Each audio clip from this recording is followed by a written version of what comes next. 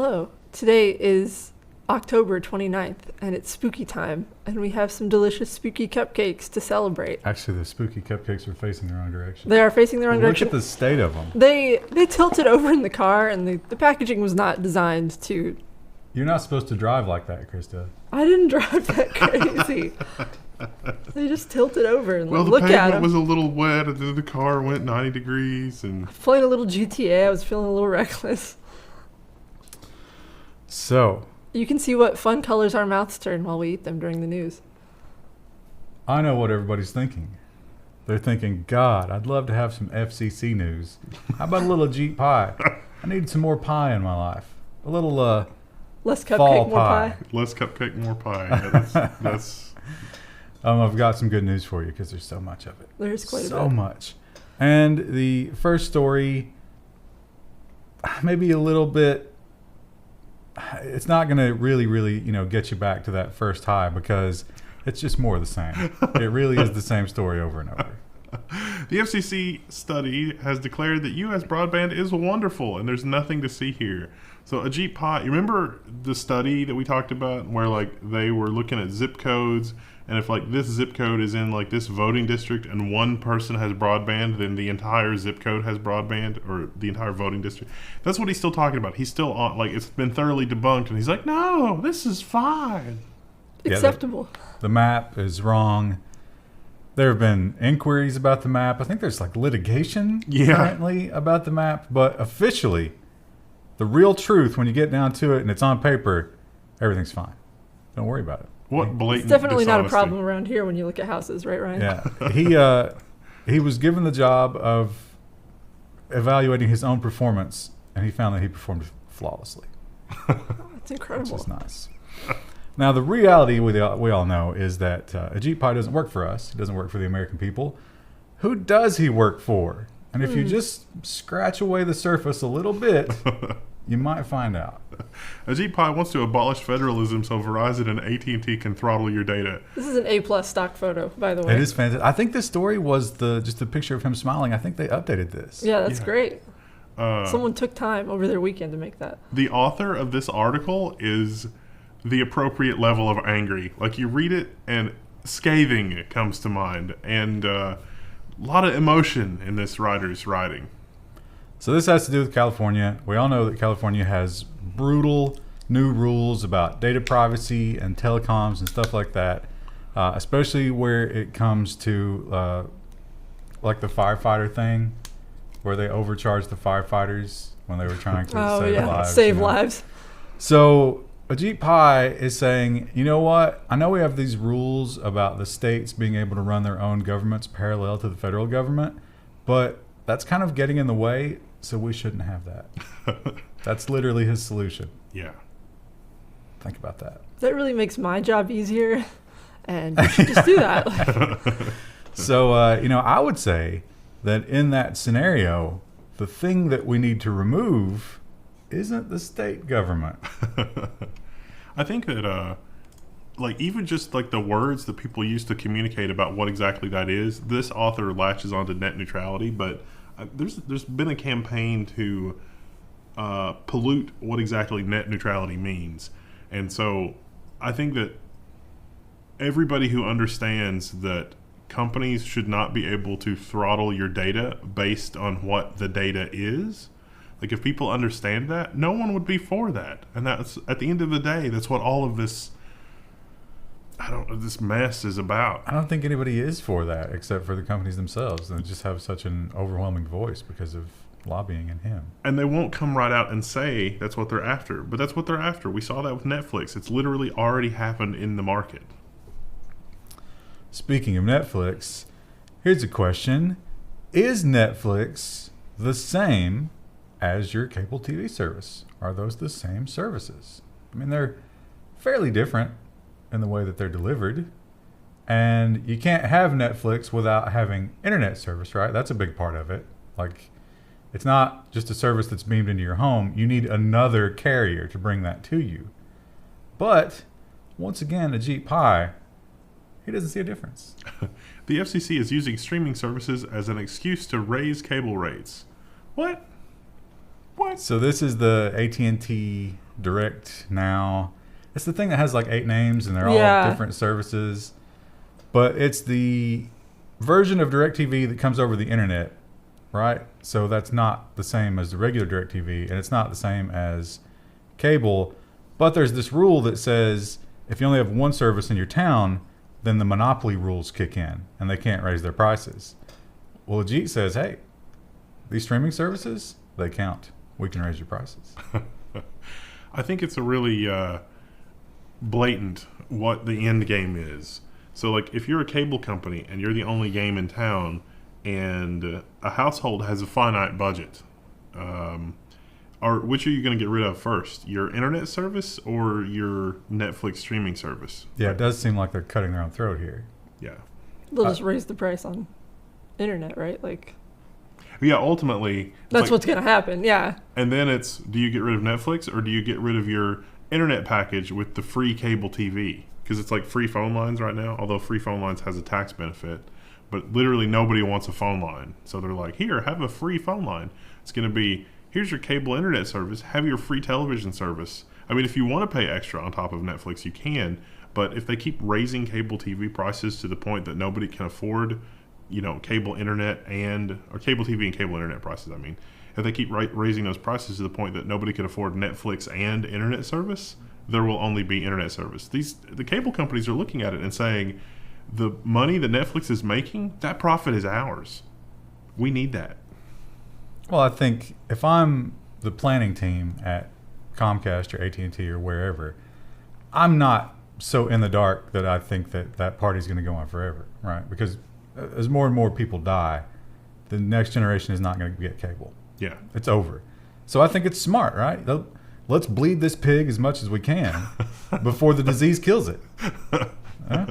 But internet service is inelastic. People will pay a significant amount of their income for it because they need it for their jobs and everything else. Entertainment and job. Yeah. But this is You have to go out if you don't have internet. I don't know if this counts toward internet. This is just cable TV that you can raise the prices for. Yeah, I think that eventually this will become cable TV and you will have no choice. And then we're back to square one where the cable company controls everything. The long game is internet access. There's like so raising many, the price on that. There are so many Musk sycophants in the comments right now. It's like, Starlink's going to save us. I actually saw someone complaining about that, they had no internet in their rural property. And someone was like, this is going to happen eventually. And they posted a link to the Starlink stuff. And I was like, oh, you sweet summer child. It's not going to happen here. It might. I mean, but SpaceX seems to be his most successful project. So that means he'll probably abandon it, right? In a fit of weird, eccentric millionaire rage. I don't think so, because that's also the one that gets him like the most nerd love, I think. That's true. So Elon Musk brought planet-wide internet for pennies. I mean, to be fair, if that was true, I'd probably, be willing to get rid of the chip on my shoulder. Well, a lot of people hate Donald Trump, and that's no secret. I'm disappointed in him for a lot of reasons that don't have anything to do with the mainstream reasons. One of the biggest things I hate is the fact that we now have a president with a catchphrase. Like, how sad is that? And of course, if you don't know his catchphrase, it's "you're fired." And he certainly seems to live what he preaches. White House kicks the infosec team to the curb in an IT office shakeup. Now, the headline is a little misleading. Some of them have been kicked to the curb. The other ones have resigned to the point that the office it can't possibly be functional anymore. All of the institutional knowledge has left. There is no one. So if you're a foreign superpower looking to bug the crap out of the White House office, there's no one to catch you. Well, you say that they resigned, but they painted a picture where it was bleak. They quote unquote resigned. Yeah, I don't think anybody was surprised when they resigned. It was like, okay, that's how we planned it. Yeah, and they talk about how there's the internal White House IT team who's supposed to be in charge of everything in that building for security purposes, but it seems like the Trump administration has been farming it out to other government organizations who are off-site. Probably contractors that he has business relationships with. The way they paint it, and of course, this is one side of the story, but they kind of play it as they are very serious about security, two-factor and air gap and stuff like that. And Trump is just like, no, you don't understand who I am. I'm the I most will have my powerful. BlackBerry. Yeah, I'm the most powerful man in the world, and I don't have time for your crap. Well, that was So- Clinton, wasn't it, who wanted her BlackBerry, Yeah. even though it was notoriously insecure. That was Obama, right? Obama got a secure version of the BlackBerry finally. They didn't even have that in Clinton's day. But yeah, I think it was Obama that was bitching about giving up his iPhone. But he did. He gave up his iPhone. He did so that do could it, get yeah. a He didn't secure browbeat BlackBerry. his security team. So yeah, it's Small difference. I say there probably is a lot of insecurity there, but there's so much contention in that White House that everything seems to be leaked anyway. So Well, what kind of a position, like, assuming that, everybody is functioning where they should be mentally, which is maybe not a safe assumption, what kind of a mental state do you have to be in to assume that, like, the IT guy that's trying to help you be secure against really bad stuff is out? It's like, you should do this. And it's like, no, I think you're just trying to give me a hard time because of partisanship. It's just, I think there's a little bit of that, like, how dare you speak to me? Again, like, Don't make eye contact with me. Well, speaking of the president and presidential hopefuls, Miss Elizabeth Warren has taken a stand on a certain topic. I think she might be a little off base here. If you remember the Capital One hack, it was a hack, and it was Capital One's problem. But she feels that Amazon's to blame. Elizabeth Warren is urging the FTC to investigate Amazon over concerns that it played a role in Capital One's data breach. This is because Capital One was using Amazon Web Services for their stuff. Specifically, they're talking about like a cross-site SSL issue that Microsoft and some other people did actually fix, but anybody that understands the technical aspects of that hack knows that that's really kind of a red herring. Like, I mean, technically that's correct, but really Capital One had a misconfiguration here, which was 97% of the problem. You think that like she just thought, I'll throw Amazon out to get, people to get rabbit at the mouth for me, or Yeah. Well, I think what happened was she sees all this traction that Wyden is getting with his tech crusade, and she sat her people down. She was like, "Find me something." And they're like, "Oh, okay, this? Amazon. It's Amazon's fault."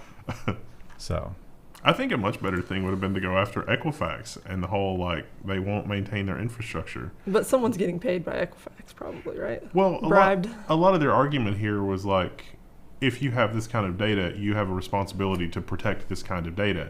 And Amazon is like one contractor removed.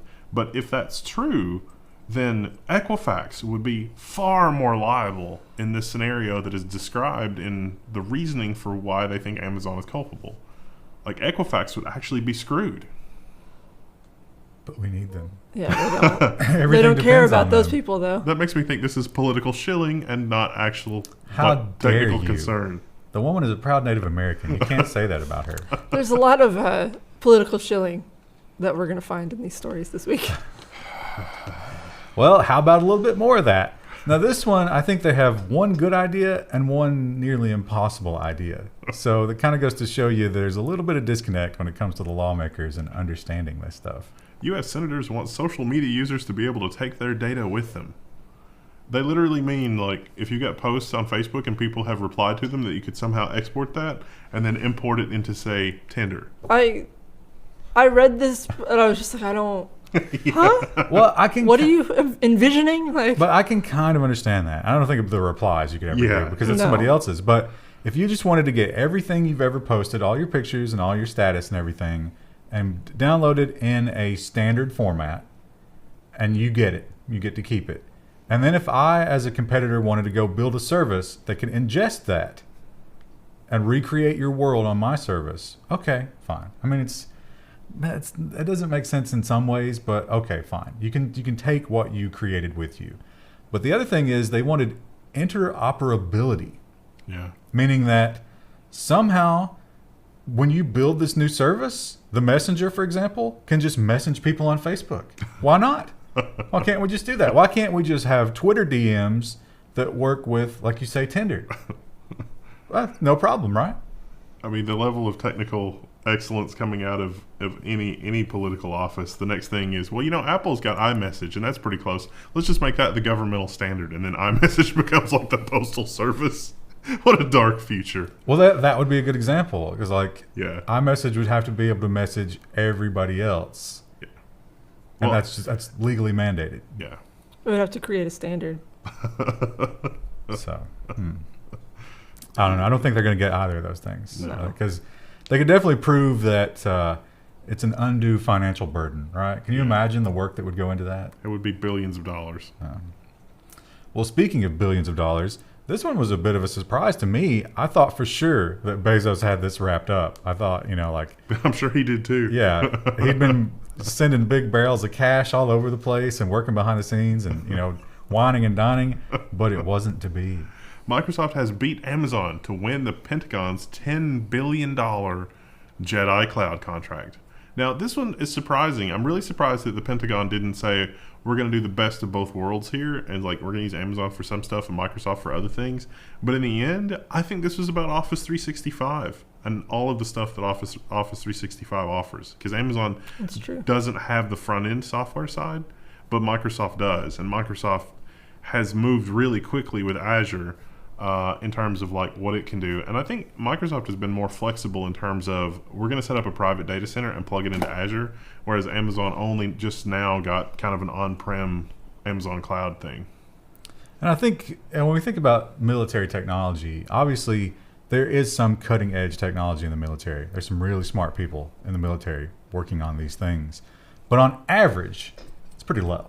Yeah. And you need that, like you say. They're used to this. They've seen it before. They've used it in high school. And they can probably figure it out. Yeah. So why not? Bad news for Amazon. Amazon had a bad week. We'll talk They more about did, that in the yeah. business section. So we talked about Stalkerware, which is, like spy on your spouse or your kids or whatever, and it's legal. You can do it. It's creepy and probably not very ethical, but it's perfectly fine, especially if you own the device, right? If it's your kid. But they do kind of expect you to secure it in some ways. In a first, FTC bans company from selling stalkerware. The really exciting thing for me about this story, again, is not the story. The story, we've covered it before. The company makes stalkerware. It spies on your spouse, your kids, whatever. It's supposed to be used by employers to make it clear, or parents want to keep an eye on their kids, which is still pretty creepy. They're shutting down. The company's shutting down. So this is a little bit of a nothing burger. But the FTC, in describing what they're going to do because of this situation and because of the spying and because the company fails to secure the data, you could copy paste the Stalkerware company with Facebook. And then all of a sudden it gets really interesting what the FTC is saying, because everything the FTC has said applies to Facebook. And yet... Well, you're leaving out the part that they got hacked several times. So they keep all this data about whoever you're spying on, but it's out there on the cloud. And it turns out that they were just getting hacked left and right. How many times has Facebook been hacked? Well, it's true. But I think the difference is everybody in the equation understands that they're being harvested in the Facebook scenario, right? But if you're a Not 16-year-old kid, you have no idea that all this information and your text messages and your location is out there in the cloud somewhere, and that Ukrainians are looking at it. Well, if the Ukrainians weren't supposed to be looking at it, but they were because of the hacks. The same way that the Ukrainians could be looking at your Facebook messages because of the hacks. But you clicked a button and posted your Facebook stuff. Yeah, and you consented. Whereas, Although if you're that- being stalkerware, not necessarily. When we're talking about the shadow advertising profiles, Yeah. maybe you have more of a point. The Google things, Google is going to ingest all of your data and build a profile. Yeah, there's you can only probably purge it every 3 months. this is a good question. Who do you think has more information about you, Stalkerware or Google? Probably Google. I think so. Yeah. Although Google's done a pretty good job securing it. Netflix. Facebook, not so much. Yeah, but Google. I mean, to say that they've done it up till now, it's probably a matter of time. Yeah. Can you imagine when those leaks come out? It's going to be amazing. They'll get complacent eventually. My phone is so old that I can opt out of the emergency alerts, which I love. I love it. There was one a couple weeks ago. The first time I got an Amber Alert in the middle of the night, I was like, what? No, I don't want to hear that noise. But bad news. Netflix and Spotify might be required to issue emergency alerts from the government, just like radio and TV. I thought this was the first this is the article that I thought was our first article about the FTC getting involved and that kind of thing. But yeah, it turns out people are glued to Netflix and Spotify. So maybe it would be nice to inject messages into things, but I mean, really, do we really need that? I failed to see why that would do anything, but Yeah, and also it's going to be tough to do geolocation properly. Yeah. yeah. Is that based on your address? Probably your IP address. But that can be That could be anywhere. easily, yeah. Yeah. Well, that's what I was thinking. It would probably be your address for your billing, Yeah. which that's going to be confusing when I get a message for the person whose Netflix Well, I because use. you're stealing Netflix. I would never do such a thing. You also won't be able to opt out on your phone anymore. And you can't, you have to listen to the whole thing. You can't just abandon it. So, a little Orwellian, maybe. I mean, I guess there's an argument that if 1 in 100 of these things saves somebody, then is it that much of a hassle? But then at the same time, I'm like, yeah, it's kind of a hassle. They do help. Like I said, the one we had the other day was a golden alert that's like when an old person wanders away. And How often they does that found happen? him.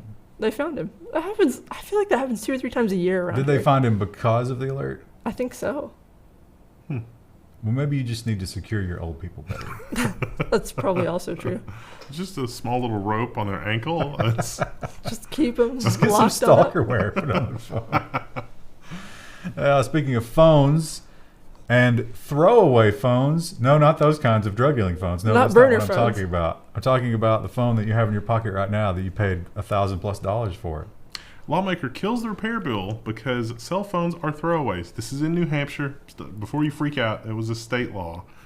We shouldn't fix the $1,000 devices we buy, and instead we will just get a new one. This lawmaker is obviously in a different tax bracket than the rest of us.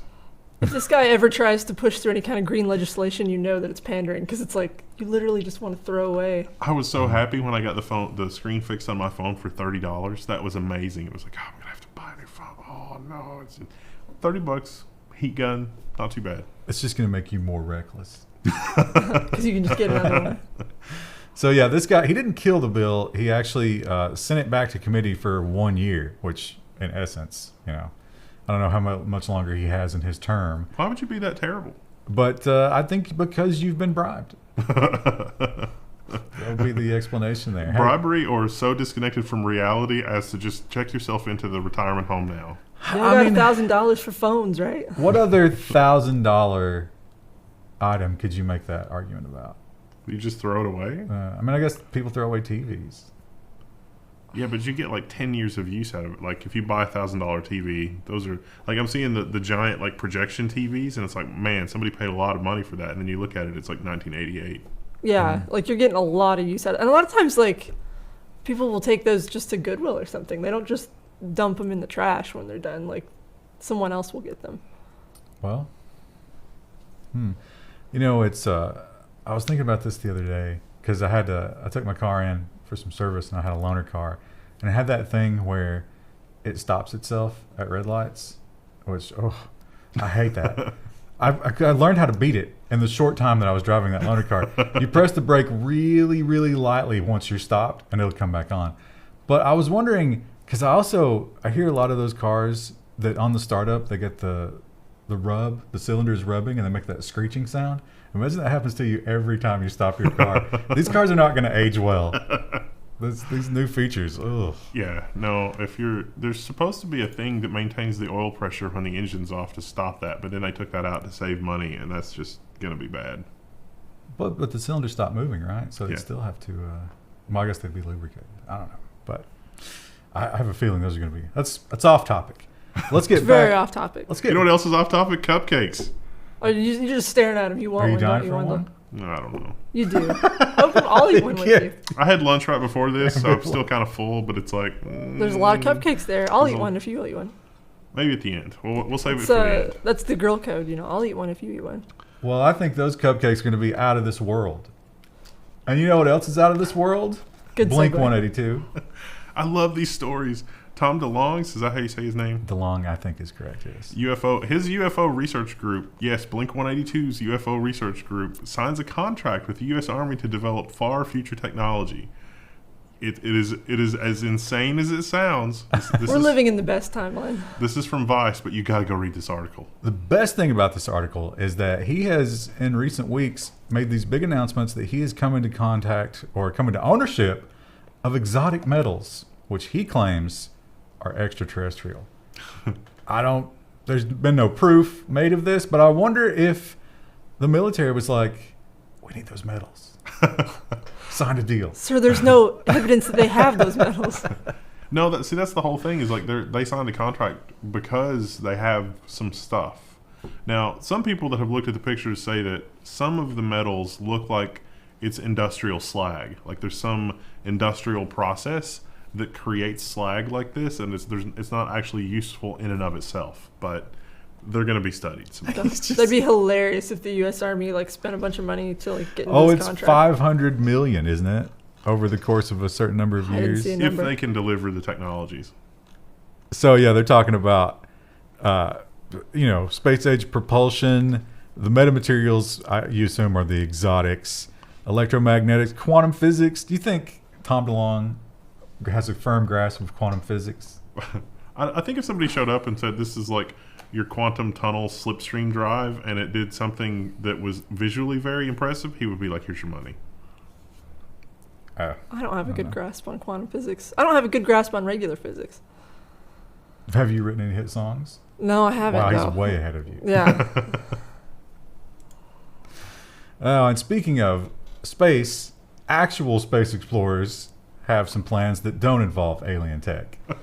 NASA plans to send a water hunting robot to the moon's surface in 2022. Their budget, less than the average Hollywood blockbuster budget these days.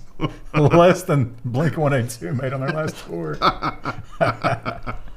So they proved that there was some ice in the dust when they yeeted a probe down onto the moon surface in that last It's a technical mission. term. And so they are going to send this guy, and he's going to do some driving, and I think they're going to be some acoustic checking. And if he finds something that's interesting, equipped with a drill. Pretty cool. What's his name? I don't know. I couldn't decide whether to put this in a robot section or not, but I think it's he doesn't exist yet. No, but so, what would you name him? That's a good question. A water hunting robot. It could be just named Ryan. Engagement challenge. It should just be named Ryan because you're always hunting for Nestle water. You think the moon is Nestle water? It might be. It'll increase the value tenfold. That's a hashtag conspiracy theory for our chat. Probably about the time that we're dying in a retirement home, we will eat moon water. Nestle moon water will be a thing. Okay, so it's 2040. What does a bottle of moon water run you? Probably about $300. Yeah, I would say that'd be expensive. It'd be like the Fuji water. Well, the rocks are like 10 grand a piece, right? Or is it more than that? I think it's Fiji. more than that. Fiji water. I think technically all the moon rocks are property of NASA, and if they get wind that you've got a moon rock, they're after it. But moon rocks that came to Earth in the form of meteors, those are okay. But those that would never happen, right? They'd have to be chipped off. Yeah, something hit it and it exploded and then was captured by the Earth's gravity. But you wouldn't know that was a moon rock. I think there is some way to know. That's got to be super rare. Yeah. That's like an error card moon rock. They printed the wrong date on it. So we talked about the states' rights, which that article actually pointed out. There's no such thing as states' rights. Everybody has rights. It's federalism. Federalism. We've been guilty of using states' rights as a phrase. Anyway, Ajit Pai doesn't want federalism, but federalism can be good for you if you're a state and you're willing to wheel and deal and betray your constituency. Colorado drops its T-Mobile Sprint lawsuit after Dish agrees to house its headquarters in the state. Do you ever read an article for the news and then you just read it and you're like, this isn't real. This doesn't actually happen. And then you look it up on another site and it's like, no, that actually happened. I had that reaction with this story. So the FCC and the DOJ have confirmed the merger, but the merger cannot go forward because all these states are suing them to try to stop it. So what do? One at a time, you chip away at them. You find out what they want and you give it to them. That's what they did here. I think that the Dish headquarters, it's going to bring a lot of new jobs to Colorado, but couldn't they just run the headquarters with 5 people and just outsource everything? That's what the people in the comments talked about. They're like, Well- so they'll get 5 jobs in Colorado, and then I think it said they were going to bring 300 new employees in. Oh wow, 300 employees wow, in Colorado. that'll change things around. I assume it's probably like what? You got to Boulder? create jobs anywhere you can, man. Also, it makes it sound like that's going to be a new building, but the building already exists. Yeah. So they're just going to put some people in it. There used to be a Tim Hortons in there. They're just going to rent it out and do a little renovation. It's like, it's Dish headquarters. This is America. Do Do they have Tim Hortons up there near the border? They do. Do they? A few places. That's disgusting. Did you drink any bagged milk when you were in Canada? I did. Yeah, actually, I tried a few things that were vaguely Canadian. It was fine. Did you start to feel more socialist afterwards? Did you take the bag and put it over your head after Did you you drank milk? apologize? I did apologize a lot. Sorry. So, Sorry. you might be thinking that Tom DeLonge has the market locked down on space tech. But in fact, one of the bullet points in his contract was invisibility type situations. You know, he says he's got some kind of inside track on that. But the joke's on him because it's already out there. Futurism.com has the headline, "Watch a real-life invisibility cloak designed for military use." The video of this is It's like, incredible. It's like There legit it is. impressive. Krista, how you like this web design? It's 2 columns And it's a pop-up. I hate it. and only one of them scrolls. It's- Look at I all this like- wasted space. I vomited in my mouth when I saw it. And then also, like, if you're in mobile, like, how does this collapse? Like, I didn't test it, but I had that thought when I looked at it. It just It stacks. probably, like, Now it's a much more reasonable experience. Yeah, this is a pretty good website, right? yeah, that's fine. But, like, why is it so weird in desktop? Yeah, that's terrible. It's a terrible thing, and they should be ashamed. But we gotta watch this video because it's pretty cool. Well, we can't watch a lot of it because I don't want to anger the Well, YouTube let's skip gods. over to the tank. So, hey, what's going on here? Nothing to see here, right? It's totally fine. Oh, there's a plane. Look at that. A little baby plane. So it's just basically a lot of that. They hide a tank, a plane, and then that guy walks around. Yeah. Now, it's not perfect. You can kind of see, like, a shadow. You can tell by the pixels. You see, like, a shadow moving. Well, not just a shadow, but when I switch back to it, like it changes. Oh. What's going on? That's weird. So this you can tell the fidelity is worse behind it. You are looking through some sort of Material. semi-opaque thing. But if you're flying a surveillance plane, probably not gonna notice that, right? No. And here's the crazy thing about it: infrared and thermal. They claim. Yeah. I don't know how they do thermal. Yeah, it doesn't. I don't know. Well, it's you got the whole black body wavelength, like de Broglie wavelength things. So I guess that whatever they're doing, it really is all kinds of emissions. So this is, during World War II, we had inflatable tanks, and the real tanks had fake greenery over them, and people with telescopes in planes couldn't tell the difference. So this will work fine from a distance. If you squint and close your eyes, that's how you can tell if my art's any good.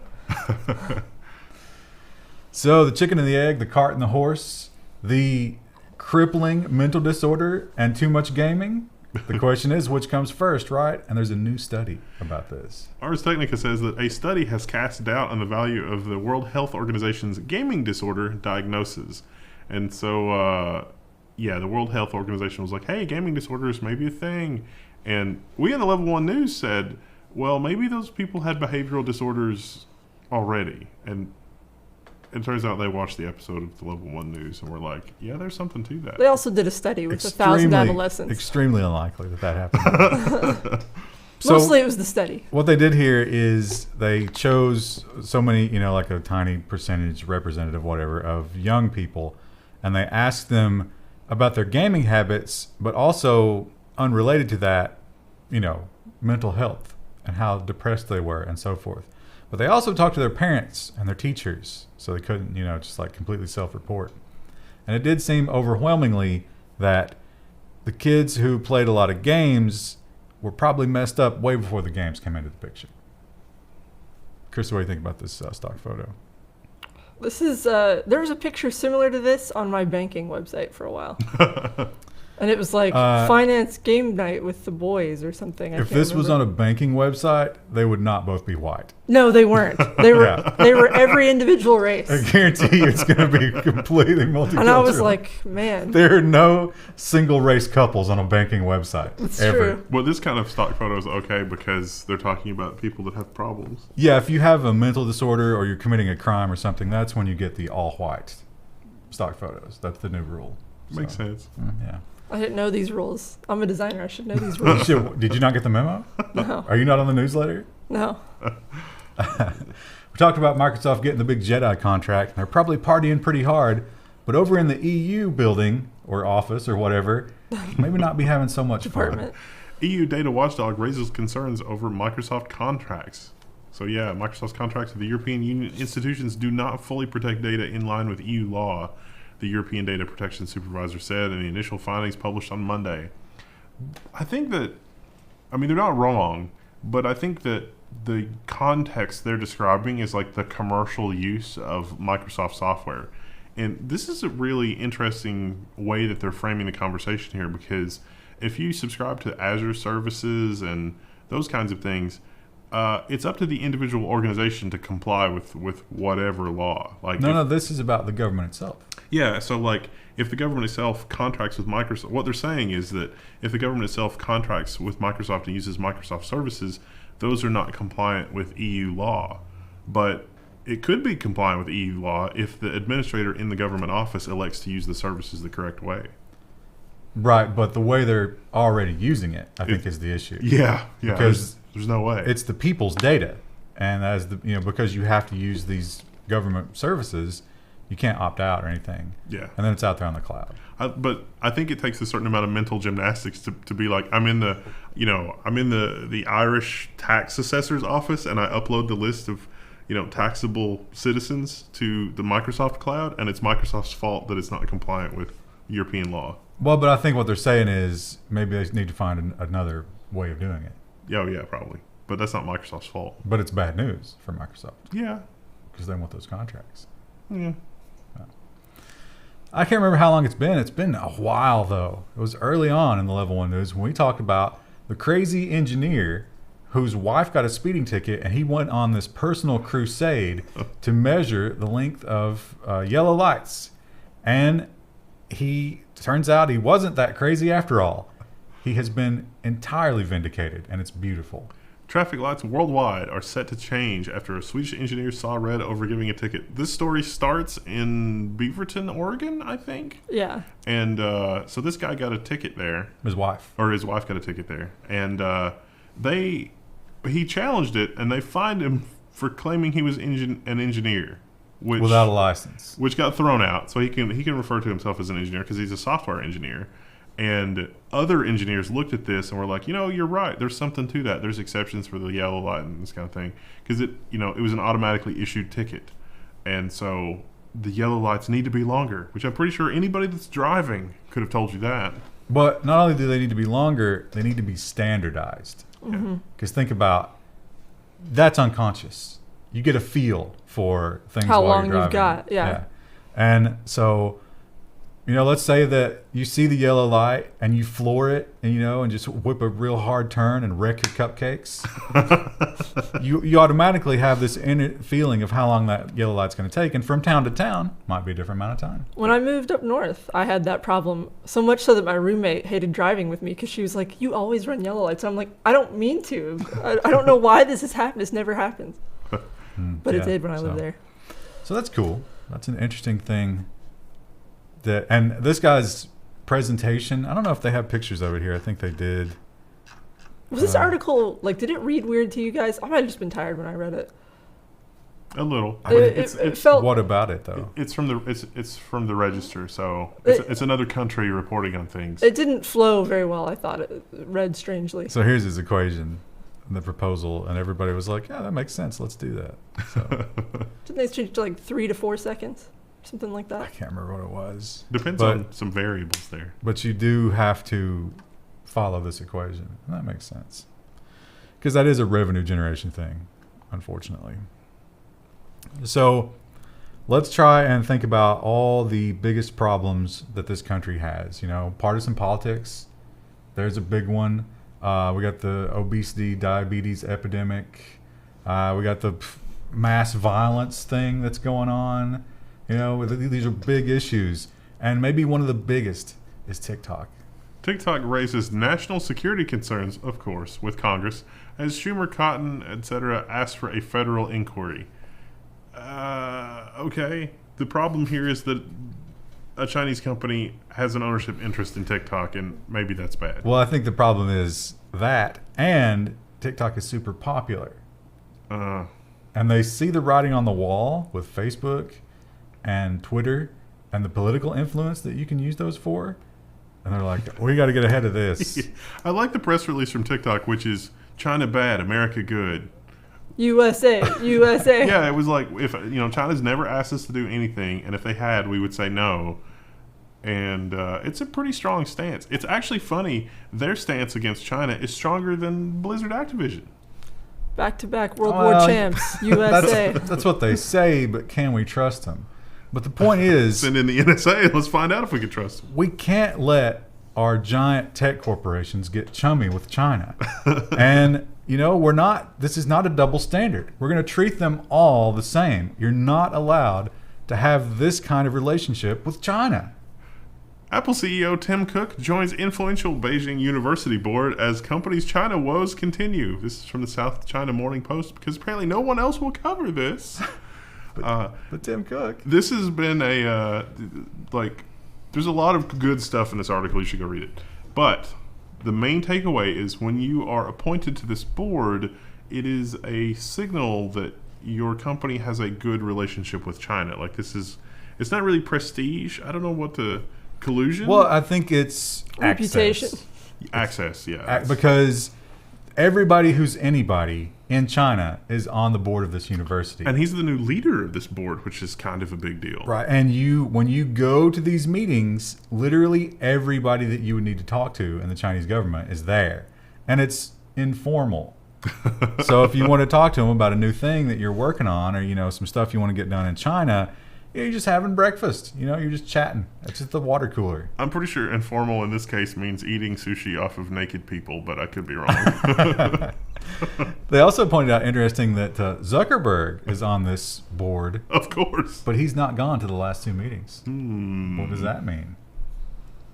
He knew, he got the memo about the sushi thing, and he's like, well, I only eat batteries. So it's not really enjoyable for me. The rice really jams up the cogs and gears in my internal workings when I pretend to eat it. So I don't want to do that anymore. I take no pleasure in this.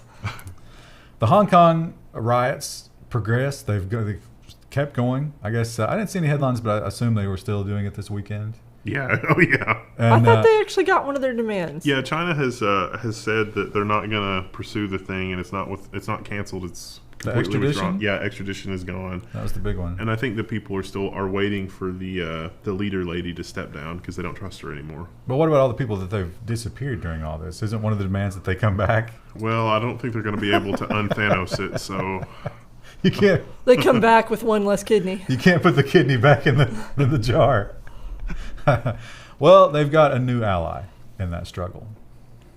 Gamers for Freedom is a new group pressuring Blizzard and other publishers about Hong Kong. Blizzard's already canceled one event. That was the like Switch thing. The Switch thing, the yeah. Switch launch for Overwatch. We covered that last week. Yeah. But there's an upcoming event, and Blizzard's probably going to have a mess on its hands. It's the biggest event. It's BlizzCon. Oh, BlizzCon, yeah. Yeah. That's the next story, Krista. Sorry. But before we cover that, I just want to point out that for the second week in a row, I'm proud to say, haven't played any Blizzard Activision games, Wendell. Nope. Not a single one. Been playing Overwatch. What? It's a sunk cost. I've already paid for it. How many hours of tyranny have you played this week? I played a lot yesterday because it was raining.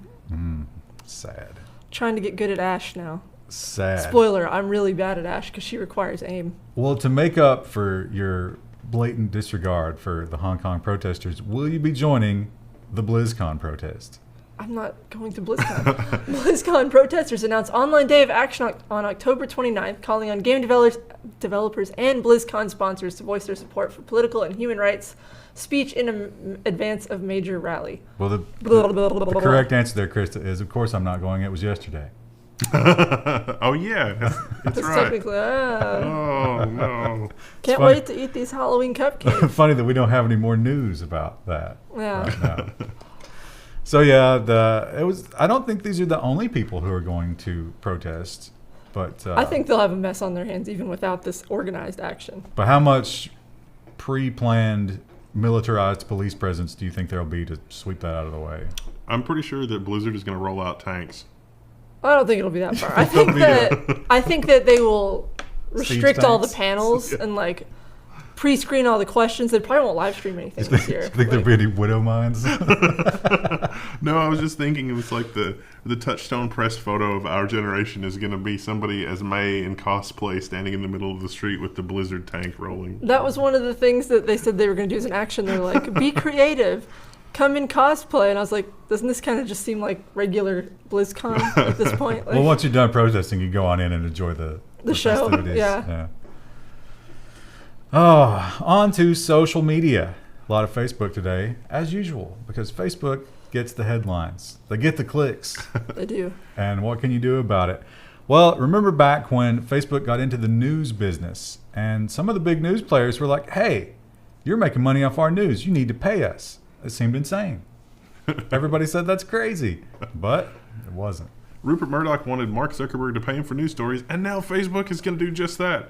Facebook's news project will pay some publishers millions of dollars for content. So, yeah, Mark Zuckerberg and Rupert Murdoch are going to be on stage together to announce this picture joint venture of sorts.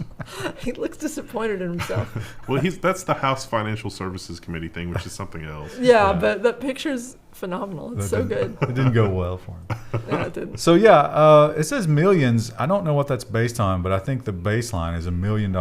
So now this is not going to replace the news section. This is going to be a new section of trusted news sources. Breitbart's on there. The article So, mentions. If you're a trusted news source, which is cultivated completely by Facebook, you will go into this other section, and that's how you get paid. Will you think Level 1 news classified? I think we should be on this list. We should be. We're never going to be. We should. We don't just regurgitate news I'll from take that other million. sources. We would No never problem. do that. We'd like to be, but no, it's not. It's never going to happen. So Facebook had a little problem with facial recognition because they have the photo tagging thing, and the legal team forgot to check that Illinois law doesn't allow that. And so Right. it seems like that case is going into class action. Facebook to face $35 billion class action lawsuit over the misuse of facial recognition data. Woohoo! There's not really a lot here to report other than that is going to be allowed to move forward. Yeah, that's the only news, because we already knew about this, but the judge said, yes, it can go forward and it can be a class action, which is easier to win. If you use Facebook in the state of Illinois, probably going to get about $300. That's probably too much, right? Yeah, How many so there's- Facebook users do you think there are in Illinois? In Chicago alone, probably enough to eat up quite a bit of that. So $30 billion will go to the lawyers. Yeah. $5 billion will be split up among the state Millions and the of regulators and millions of users. Yeah. Yeah. So you alluded to the congressional hearing. Now, Zuckerberg showed up to talk about Libra, and it seemed like the lawmakers wanted to talk about anything but Libra, They all wanted to get their soundbite in. and they just let him have it. Zuckerberg faces heat in Congress. One of the things Congress critters said, it's almost like you think this is a joke. So this was a hearing for Libra, but there's some amazing quotes. I watched the video, not on this article, but there's a video of one of the Congress people asking Zuckerberg if he would be willing to do content moderation to watch the stuff the contractors do. It's like people dying and crap like that, and he was just like, no. They only wanted him to do it for what, 3 hours? 1 hour. Was it a 1 month. hour? Yeah. So they have headers here on this Ars Technica article. Breaking up Facebook was mentioned. Libra, of course, was discussed. That's what it was supposed to be about. Banking and whether or not Facebook is going to be a bank and whether or not that's okay. Content moderation, like you mentioned, they're kind of letting him have it because he lets that stuff get through. Civil rights and hate speech. It's like, wow, we're getting off the rails here. And political advertising, of course, we've talked about Elizabeth Warren and her crusade. One of the things, the people that went off topic like that, they said that they sent him stuff to read, and it was like, did you read that? And he's like, no, I didn't read it. Well, I mean, okay, I don't want to defend Zuckerberg here, but I'm probably going to a little bit. But like, A, when did they send it? And B, it's like, if they sent it a few days and they're like, we're going to do this hearing about Libra.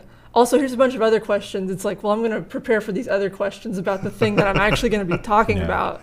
Next time he's going to be wearing an earpiece. And how many lawmakers were sending him crap? Yeah. You know. It's almost like you think this is a joke. No, ma'am. I'm not programmed for humor. Well, I am, but it's inadequate. We're working on that. We're working diligently on improving that. It's difficult for an AI to do. So $35 billion for that class action. This kind of puts it into perspective of how much $35 billion means to Facebook. And maybe it ain't that much. Facebook pledges $1 billion to ease the housing crisis inflamed by big tech. So that's what, about 3 brownstones in the San Francisco area? You know, I saw a great illustration of how the human mind can't comprehend a billion, right? So let's say you're about to die, and the Reaper comes and he says, okay, I need some cash. So I'm going to let you buy a second. I'm going to let you buy a second for every $1 that you give me. If you're a millionaire, you can buy 11 days. Guess how much you can buy for $1 billion? 100,000 days. 31 years. That's a lot. That's a lot of difference. That's a million versus $1 billion. The human mind, not good at figuring that out. No. That's it for the Facebook block. You can relax. And then let's talk about Jack Dorsey and his stupid hat that makes me hate him so much. Yeah, I don't think I'd ever seen a picture of him. Jack Dorsey criticizes Zuckerberg over his free speech argument. Oh, that was one of the things he was grilled about. Oh, we should have talked about that. It would have been a good lead-in into this. It was the whole, like, you're going to permit lying on Facebook. And they really, like, they found a line. He's like, okay, there's probably is a line where we would, like, take an ad down. But, you know, politicians lying ain't it. And Jack Dorsey is saying, no, you should totally do that. And I don't think I agree. But didn't he just set the policy that politicians didn't have to follow the rules? Yeah, well, they were asking him increasingly ridiculous hypotheticals, and he's like, all right, you know, I probably, because one of the things the senators grilled him about was, what if an ad campaign ran an ad targeting black people, telling them to go vote on the wrong day? And he's like, well, we probably take that down. And so it's like, there's got to be a line. Couldn't you step back a couple of steps and ad targeting black people is already an issue? Well, they probably already do that, though. He did say they don't do that, but then they were like, all right, so you can't target black people, but you could target a zip code that mostly black people live in. And he's like, yeah, that would be fine. I bet you can target by race. Probably surreptitiously. Yeah. Surreptitiously, probably. Yeah, probably can. So speaking of Twitter, they did some studies. Now, it's really difficult. I don't really cruise Twitter that much, but I see a lot of screenshots from Twitter on Reddit and other kind of places like that, and they're super, super political. So I had this idea that Twitter was just a wasteland of political garbage, right? And I think a lot of people feel that way. And it's true, but it turns out the numbers are very interesting. Just 6% of U.S. adults on Twitter account for 73% of political tweets, and they disapprove of Trump. Definitely very anti-Trump on Twitter. Yes. That's not in question. But yeah, there's some graphs down here. And it's just a tiny, tiny, tiny amount of people that incessantly tweet, mostly about Trump. It's kind of true. Because I followed someone recently and had to unfollow them because it literally was just constant. And I was like, I followed you because I like some of the videos you put out, like about Disney movies, and now you're okay. Like, I didn't realize this is what I was going to get into when I followed you. But that's true, I think, of almost every, you can section your world down into whatever amount you want. There's one or two overly vocal people who do most of the talking and are the most opinionated. And we should kill those people. Whoa. Maybe that's a little far. It's a modest proposal. Twitter, Just eat the babies. Other than Jack's grilling, they also got some bad news this week. The worst news. Twitter stock plunges after earnings are worse than expected. I don't think that their stock can go so negative that it becomes a positive number again. Somebody should tell them. It's not how the stock market works. But they might think that it does because, like, Twitter is a vast black hole of investor money. Like, why is this news? They had some good numbers here, but It's all blocked off. I couldn't read this article. It's blocked. Sad. Wah, wah. Oops. I shouldn't have done that yet. So we talk a lot about the YouTube algorithm. Guess who the YouTube algorithm doesn't like? These guys. And Who has 6 thumbs? By the YouTube except algorithm. I've got the thing under the table, so I can only use one. And but the other thing about the YouTube algorithm is, and this Wired article points out, it's very right wing, and I can confirm the Twitch lurkers, God love them. Those right wing talking head videos all day long, they're posting those all day. And I just downvote them immediately. And it's not that I dislike right wing necessarily, but it's just, I hate those talking head videos. But there's a never ending amount of them. And these guys maybe have figured out why. Maybe it's not YouTube's algorithm that radicalizes people. In a new report, Penn State political scientists say that it's not the recommendation engine, but the communities that form around right-wing content. So you're saying that 4chan and 8chan are the problem? I find it strange that they only notice this phenomena around right-wing content, because I've seen it around left-wing as well.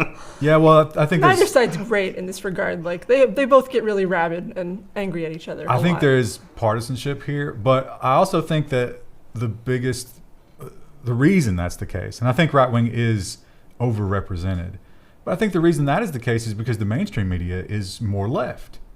So if you're looking for confirmation bias, you're never going to find it watching the mainstream media. And maybe true. with Fox News, but that's Fox News versus everybody else. So you go to YouTube and you find your confirmation bias and you love it. You nestle into it. It's cozy. It's warm.